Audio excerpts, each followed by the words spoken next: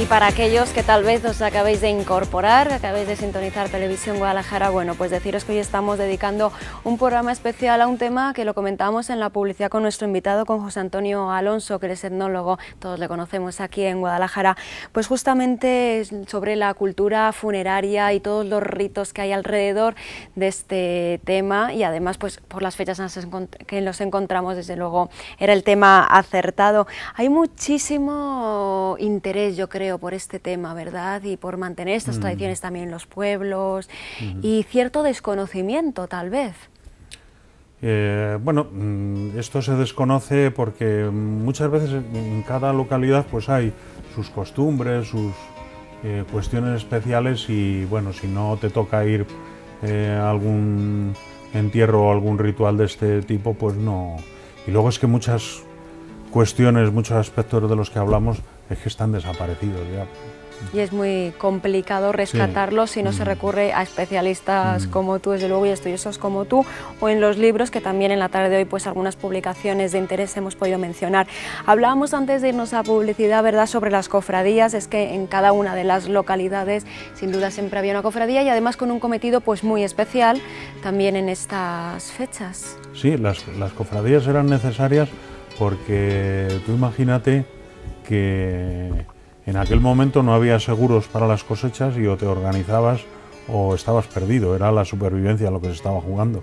Y en este caso no había empresas funerarias, me refiero normalmente en las pequeñas localidades, en localidades como en grandes ciudades como Guadalajara, Sigüenza, etcétera, pues era otra cuestión, pero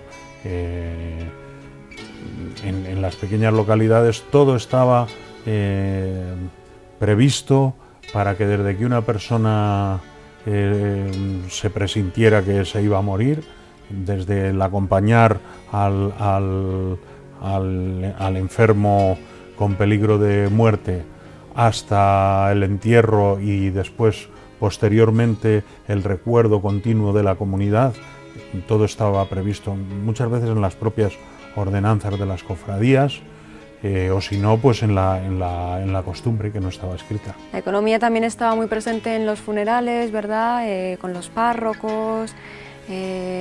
Ahí había una cuestión, claro, porque fíjate, yo te hablaba antes de cuando yo era monaguillo y ese día nos llevábamos un pastón para... Si digo que unas 6 o 7 pesetas, no, unas 60 pesetas nos llevamos una tarde. Entonces era muchísimo. Una fortuna. Imagínate lo que se llevaría el sacerdote, claro. Pues bastante, ¿no? El sacerdote o la parroquia o como. Pero vamos, él llevaría su parte. Y el sacristán, claro, que era el que le ayudaba. Podríamos hablar también de los cementerios. Si nos vamos hasta el cementerio de Guadalajara, hay que hacer especial mención algunas lápidas, algunas tumbas, ¿verdad? Por ejemplo, creo que está la tumba de la mujer de Laina Serrano.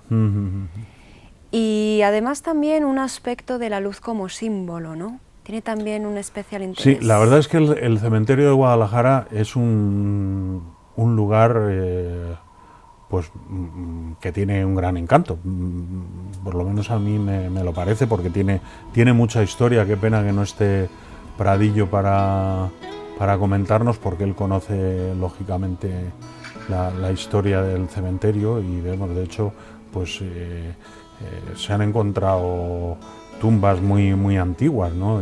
Pero en fin, luego, bueno, pues es que un cementerio te está hablando continuamente. O sea, hay una atmósfera además especial. Tú ves, claro, sí. Tú ves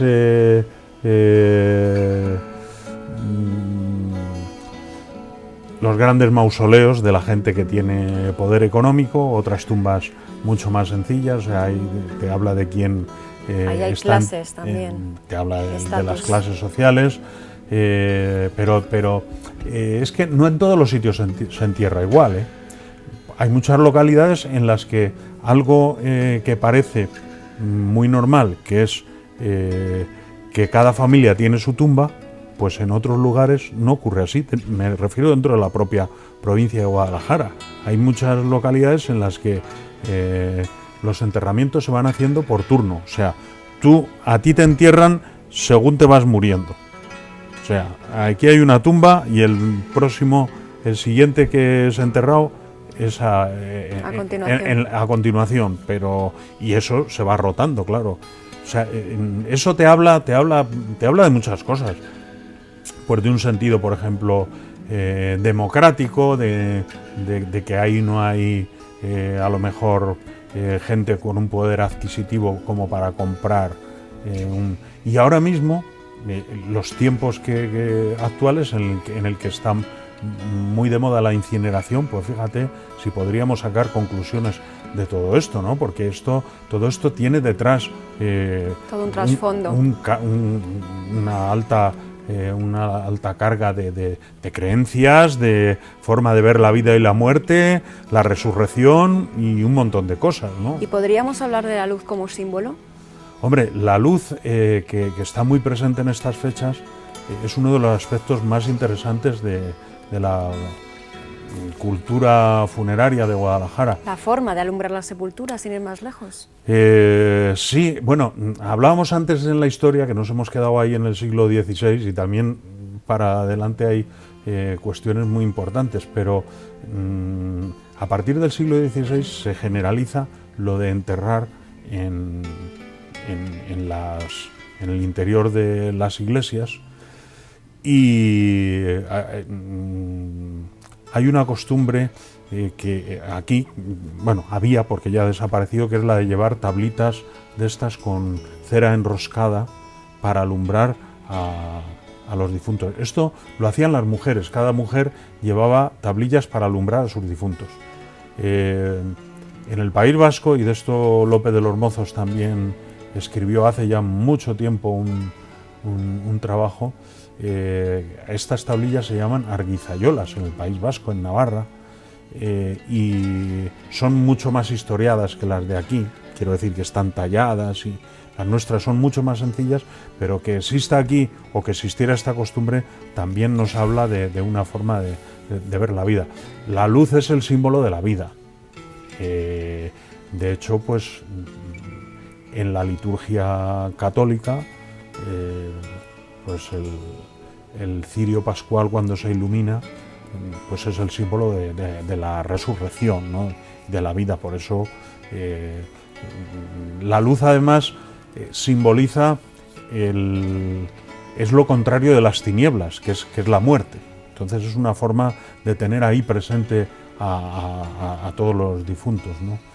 Pero incluso las mujeres en algunos pueblos, de esto habla también José Ramón, me parece que concretamente del pueblo alcarreño en Oter, llevaban también unos panecillos especiales para ofrecer a las sepulturas. Pero todo esto está muy desaparecido, claro. También que nos comentas de la gastronomía, de dulces típicos. Por ejemplo, en Yebra había una costumbre que era todos ayudar de alguna manera para la comida. Ya te comentaba yo a micrófono cerrado que eso lo tengo yo que chequear este dato. Sí, porque me han contado algún comentario que por esa zona de ahí de Guadalajara se recababa un poco dinero para contribuir a pagar porque claro, vamos, más que el funeral, la comida, porque ahora vamos con los coches, vas, te vuelves a tu casa, aunque sea en un pueblo, pero es que antiguamente esto llevaba días y cuando llegabas ahí tenías que dar de comer a todo el mundo. Y una ¿no? curiosidad, todos estos dulces típicos, los huesos de santo, ¿es algo nuevo, es de ahora? ¿O cuando eras pequeño, los buñuelos, todo esto también ya...? No, eso tiene una larga tradición, incluso aquí. Yo no conozco la historia muy... Lo que sí te puedo hablar es de una costumbre que muy de aquí de Guadalajara, muy entrañable, que son las gachas dulces. ¿Esto es algo muy típico de estas fechas? Sí.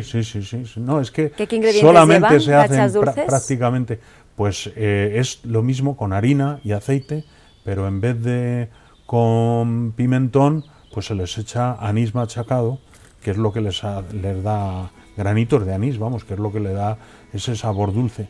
Pero además es que en Guadalajara no solamente servían, digo en Guadalajara, seguramente en otras provincias de alrededor o en otros sitios, no sé, pues seguramente también, ¿no? Pero que aquí se utilizaban no solo para comer, sino también para tapar las cerraduras en esta noche de ánimas. Porque se suponía que la cerradura es el lugar por donde entran los espíritus que durante todo este tiempo están por ahí, ¿no? De hecho, pues se cuenta en algunas localidades de esta zona que hablábamos, Mazuecos, por ejemplo, que un día estaba un hombre cazando y se le apareció una liebre con un gorro colorado, unas orejas rojas o algo así, ¿no? Se dio la vuelta y le dijo: no me dispares, que soy tu madre. Y aquí todavía hay cazadores que no les gusta salir en estas fechas a por cazar. Si acaso. Porque, unos dicen que se vienen de bolo, o sea que no cogen nada, otros dicen que no les apetece mucho estar estas fechas por ahí, no son fechas de estar en el monte, ¿no? De estar tampoco. En el monte. Un tema que desde luego nos apasiona y nos llama muchísimo la atención también es sobre los tañidos de las campanas, que además hay también una larga lista de pueblos que lo celebran de manera diferente. Por ejemplo, en Hinojosa las mujeres se daban la vuelta, había todo un ritual sobre esto. Sí, ya te digo que lo que recoge Mariano Marco es que las paradas que iban haciendo con el cadáver para descansar y aprovechar para recitar unas oraciones, pues las mujeres en la segunda parada, antes de llegar al cementerio, se volvían hacia atrás, ¿no? Y en torno al tema de las campanas, pues bueno, son paisajes sonoros que se llaman ahora, ¿no? Que han desaparecido prácticamente, pero yo sí recuerdo, y toda la gente que tenga mi edad o más, pues recordará que antiguamente, cuando uno estaba en casa o en cualquier sitio, cuando oían las campanas, pues las campanas con su lenguaje te transmitían si había muerto un niño o una persona mayor, si era hombre o mujer, todo eso se transmitía a través de los toques de campana. Incluso antes de morir, para ayudar a bien morir, también había toques de ayudar a bien morir. Las campanas es que no solamente tenían un lenguaje, sino que también se pensaba que eran útiles por el toque en sí. Cuando se tocaba contra las tormentas es porque se pensaba que las ondas de las campanas hacían alejar las nubes de esto, y se supone que el toque de campanas se pensaba que ayudaban a tener una muerte más placentera, más llevadera y más acorde con las creencias que había en el momento. ¿Cómo recuerdas tú particularmente vivir o sentir estas fechas cuando eras pequeño? Tu pueblo es Robledo, la zona de Robledo.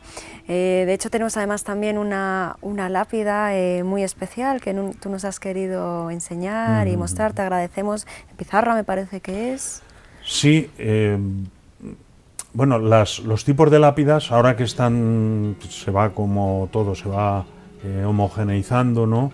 Pero hasta hace unas cuantas décadas en Guadalajara, por ejemplo, sobre todo en la zona de la Alcarria, pues era muy habitual que las lápidas se hicieran de barro cocido, se ponían los datos y ya está, ¿no? ¿Y esta de quién? ¿Esta lápida que estábamos viendo? Esta está en el cementerio de Robledo, es de pizarra y está primorosamente tallada, porque es que fíjate que, bueno, le falta un poquito, pero tiene una cruz y curiosamente tiene como dos árboles debajo de la cruz, que yo creo que son dos árboles de la vida, que no sería nada de extrañar porque,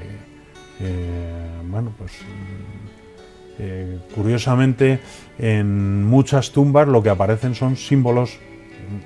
Las tumbas que son monumentos funerarios, lo que aparece siempre son símbolos de la vida. Por ejemplo, símbolos solares, en muchas estelas aparecen símbolos solares, aparecen en los sepulcros paleocristianos, pues aparecen símbolos de resurrección, uvas, que es la sangre de Cristo. Aparecen, por ejemplo, el pavo real, los peces, símbolos de Cristo, símbolos de la vida, símbolos de la resurrección, claro. ¿Tú crees en la reencarnación particularmente? ¡Bruf! Yo es que hablo siempre de muchas cosas, pero no de lo que yo creo o dejo de creer. Pero yo del paso a otra vida. Por decirlo de alguna manera, no es algo que me preocupe demasiado. No es algo que me preocupe, porque yo creo que la vida que hay, por la que hay que preocuparse ahora mismo, pues es esta, y si hay alguna cosa después o no, a mí desde luego se me escapa y no pienso dedicarle demasiado tiempo. Eso no quiere decir que no crea que haya que que tener unos fundamentos éticos y demás, y que yo no haya tenido en mi vida una formación y unas vivencias religiosas y tal, pero no sé si he dicho algo o no he dicho nada, pero tampoco creo que sea demasiado importante decir mucho más, ¿no? ¿Cómo vivías tú cuando eras pequeño estas fechas? ¿Las vivías de alguna manera especial? ¿O los niños con el pueblo, los niños del pueblo? ¿Esta era una noche para vosotros que la esperabais con ganas? Por ejemplo, ahora se ha desvirtuado mucho, ¿no? Pero sí que el día 31 se espera y parece que es una grandísima fiesta por Halloween. Se vive de otra manera tal vez un poquito más frívola. Entonces, cuando tú eras pequeño, cuando tú eras crío, ¿cómo se esperaba esta noche y cómo se celebraba, cómo se vivía? Yo lo que recuerdo es que no es que se esperara, te llegaba y se palpaba porque es que era... El recuerdo que yo tengo es que, bueno, pues eso, es que estaban sonando las campanas a difunto, y en mi familia lo que se hacía, como en todas las demás, tanto en Robledo como luego en Marchamalo, donde he pasado parte de mi infancia, lo que se hacía era sacar luces a las ventanas, sacar las lamparillas aquellas. Todo el pueblo se iluminaba. Claro, era un poco espectáculo, ¿no? Espectacular. Bueno, espectacular no era un espectáculo, pero sí que era algo pues muy sentido, muy vivido, porque y bueno, y con mucho miedo, porque claro, tú veías en tu casa que se apagaban las luces, que se encendían estas velas, que se rezaba por los difuntos, y si sonaban ya las campanas, pues imagínate como la tiritera que te entraba hasta que te dormías, ¿no? Pues cosas de la infancia. El color negro, otra curiosidad, no siempre y desde siempre se ha asociado con el luto. Bueno, las mujeres en nuestra tierra hasta hace no demasiado tiempo se casaban de negro en vez de blanco. Se casaban de negro. Sí. Sí, ¿De qué año estamos hablando, José Antonio? Pues yo creo que era porque era un color solemne, ¿no? Era un color de solemnidad. Me imagino que será por eso, pero nadie recuerda que el casarse de negro fuera señal de luto, porque era lo habitual, y era un símbolo, era un color pues muy elegante, y todo el mundo se casaba de negro, ¿no? Otra cuestión que sí que hay muy interesante, bueno, se nos quedan muchísimas cosas en el tintero, pero ahora que hablamos del negro, pues algo que se ha perdido ya prácticamente es ese tinte de lo negro, de lo oscuro, de la muerte, como algo tremendo desde el punto de vista casi estético, ¿no? Quiero decir que antes, cuando se moría alguien, sobre todo las mujeres de la casa, pues de la familia, pues durante años llevaban luto, o sea que iban totalmente cubiertas de negro, hasta que llegaba un nuevo periodo que no siempre era de los mismos años, ¿sabes? Por eso te digo que no se puede generalizar. Muchas veces el luto duraba 3 años, pero antes llegaba el alivio luto, que era que ya los tonos negros se suavizaban, por ejemplo, pues con las prendas ya no eran solo negras, sino que se metía algún lunarcito blanco, tal, o en vez de los negros ya azules oscuros, ¿sabes? Se llevaba un luto riguroso, en el sentido por varios días, controlar mucho... No, por varios años. ¿Por varios años? Sí. Y controlar también mucho el atuendo. El atuendo y toda manifestación festiva, o sea, porque te hagas una idea, cuando se llegaba a una casa, la ronda, a cantar por las casas, en algunos sitios, cuando se sabía que había muerto alguien hacía poco y tal, ni se preguntaba, directamente no se cantaba. Y las mujeres de la casa no podían ir al baile. Los hombres también llevaban normalmente los brazaletes o una corbata negra o un botoncito y tal, pero siempre las que más sufrían los lutos eran las mujeres e incluso los niños, o sea, niños de 2 añitos con luto puesto si se le había muerto el padre, por ejemplo, pues durante mucho tiempo, y nada de fiestas y nada de alegrías. Y incluso, fíjate, te estoy hablando que después, me refiero cuando llegó la televisión, o sea, la radio, luego la televisión, no se ponía la radio, no se ponía la televisión. Hasta ese punto. Sí. Se guardaba luto. Eso era absolutamente normal. Y otras muchas más cosas, esto era, digo, por hablar de algo un poco, pero... y si contaban un chiste, pues no se podían contar chistes. ¿Cuándo empieza a cambiar todo esto y a llevar el luto pues de una manera más cotidiana, digamos? Pues hace, pues como todo, cuando se ha empezado a homogeneizar la cultura, pero vamos, yo creo que esto empieza a cambiar. Los cambios son siempre graduales, pero desde luego desde hace en 40 o 50 años esto ha cambiado absolutamente. Pero fíjate que estamos hablando de la muerte en las familias, en este caso, ¿no? Pero en la sociedad ocurría lo mismo. O sea, durante la Cuaresma no había bailes. Durante la Semana Santa a nadie se le ocurría en Semana Santa. Yo mismo todavía, ahora cuando veo, porque ya es normal que en una fiesta, que es cuando en Semana Santa, que es cuando se junta la gente joven en los pueblos, ¿no? Pues ya hacen fiestas y tal, en Viernes Santo. Antes era un sacrilegio, era impensable. No se podía concebir. Era otra mentalidad, otra forma de vivir la vida y vivir la muerte. Fíjate qué contraste tan grande con la forma de vivir la muerte ahora. O sea, que es que hay muchas veces que hablamos y pensamos, no, si Guadalajara y somos igual que, o nosotros no, igual que todo el mundo. Bueno, igual que todo el mundo, vamos a ver, porque yo hace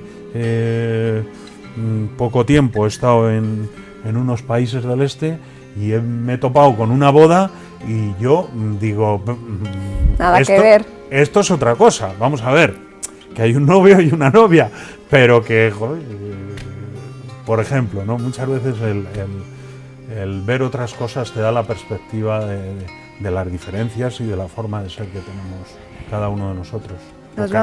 O el colectivo en este caso, ¿no? Nos vamos a despedir y lo vamos a hacer simplemente viendo algunos monumentos fúnebres que yo creo que sí que tendríamos que recordar en la tarde de hoy, ¿verdad? Como la cripta del Fuerte de San Francisco o el Panteón de la Duquesa de Sevillano, que sin duda pues son algunos de los monumentos que vamos a poder visitar también en estas fechas y que son monumentos eminentemente funerarios, fúnebres. Bueno, pues no sé si, no los estoy viendo, no sé lo que estarán viendo los espectadores ahora mismo. Sí, el Panteón este Panteón, como todo el complejo que hay y otras muchas obras que hay en nuestra provincia, es de Velázquez Bosco, el arquitecto, uno de los mejores arquitectos del romanticismo español, que aquí en Guadalajara, afortunadamente, pues nos ha dejado muchas huellas, y esto es una auténtica maravilla. Uno de los mejores ejemplos que tenemos de arquitectura funeraria lo tenemos aquí, porque es una auténtica maravilla. Y bueno, la cripta yo sí que aconsejo, yo la he visto y desde luego aconsejo a la gente de Guadalajara que la visite, porque es la ciudad ha ganado con la apertura al público de esa cripta pues un monumento más que ahora entra dentro de ese eje cultural. La desgracia siempre de todas estas cuestiones cuando se van abriendo y valorando algunas cosas es lo que hemos perdido, ¿no? Lo que se ha llegado a perder en esta ciudad, pero nos vamos a consolar con lo que hemos ganado, en este caso con la cripta de San Francisco. José Antonio Alonso, muchísimas gracias por acompañarnos hoy miércoles, por hacernos este recorrido tan interesante, por despaparnos y desvelarnos pues todas estas tradiciones que están alrededor de estas fechas y todos los ritos fúnebres, ritos de iniciación. Creo que ha sido un recorrido que podríamos tirarnos aquí horas y horas sobre este tema. Da mucho para hablar. Da muchísimo, un tema interesantísimo. Gracias, hemos aprendido mucho, yo por lo menos. Gracias por escucharme y por acogerme. Muchísimas gracias, que pases muy buena tarde y que vivas estas fechas pues como ahora mismo tú decidas ya vivir. Claro que sí. Gracias. Nos vamos a despedir, mañana será jueves y aquí bueno pues nos gusta también participar de todo este movimiento que se está ya organizando. Hablaremos también de Halloween, haremos un repaso de la historia y supongo que nos maquillaremos y bueno que también os acercaremos a algunos temas de decoración para que podáis hacer desde casa muy fácil y aquí estaré acompañada por las reporteras que nos van a facilitar bueno pues todo estos reportajes para que desde casa toméis buenas ideas. Nos despedimos, que paséis muy buena tarde y hasta mañana amigos, nos vemos.